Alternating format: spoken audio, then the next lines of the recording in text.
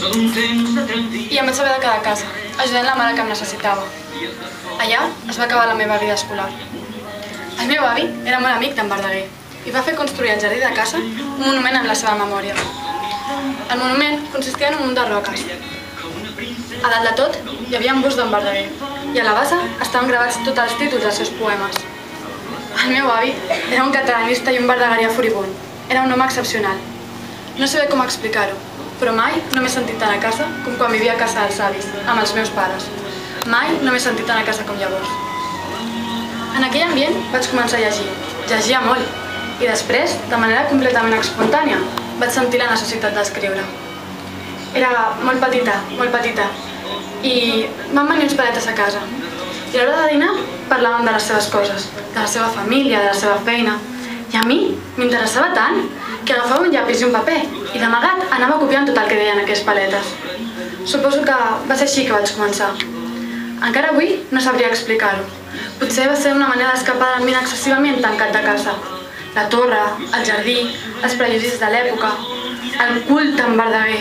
Tot era massa limitat, massa hermètic per una noia com jo que volia traspassar el límit, tractar la gent, conèixer el món, viure. Preguntar, per què escriu vostè? Doncs perquè m'agrada molt escriure i vull ser escriptora. Sabeu què em va dir? Vostè el que ha de fer abans d'escriure és viure. I era un consell extraordinàriament bo. I és que la vida és una tempesta d'aquelles que... Vosaltres potser no heu tingut aquesta sensació perquè no heu viscut la guerra, però la gent com jo, que hem viscut la guerra i que hem tingut una vida tempestuosa, esclar, aleshores canvia molt la visió del món. És més amarga. Jo diria que l'exili desfà l'ànima i pren tot l'orgull. Te n'adones que no ets absolutament res. Jo vaig fer la retirada a França, de París a Châteaubriand, entre l'exèrcit alemany que avançava i l'exèrcit francès que retrocedia.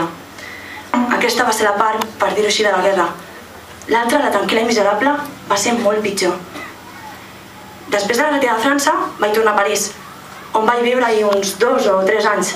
I després me'n vaig anar a Ginebra, on vaig retrobar l'estabilitat i la pau que em van permetre tornar a escriure. Fins llavors no havia pogut fer-ho. Em resultava impossible pensar ni tan sols en la literatura, vivint com vivia en una situació de demència col·lectiva que em negava com a simple ésser humà. No m'agrada recordar aquell temps.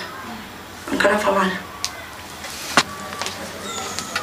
Jo escric per sentir-me a mi. I si amb això resulta que agrada als altres, doncs millor. Però potser és més profund, no sé.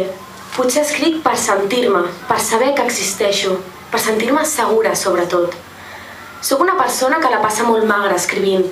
De vegades m'encallo i em canso molt escrivint. Acabo al llit mig malalta. Després d'escriure a la plaça de Diamant, vaig estar gairebé un any amb unes quantes crisis cardíaques. Sabeu què passa? Que com més escrius, més por tens i més exigent et tornes amb tu mateixa. La por et lliga. Tinc l'impressió que els resultats són molt inferiors als que jo desitjava. Potser és que no em valoro prou. I no cregueu que és modèstia, ni parlar-ne. És orgull. M'hauria agradat que la meva obra fos genial, important, importantíssima, a nivell dels més grans escriptors del món. No per mi, sinó perquè la meva importància hauria recaigut sobre tot el país. M'agrada tant donar a conèixer el meu país. Amb els seus vicis i els seus defectes, la seva problemàtica i les seves petites conquestes, que només per això m'hauria exigit que la meva obra fos genial.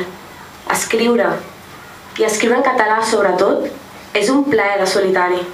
Si teniu coses a dir, digueu-les encara que us hi mateu. Gràcies.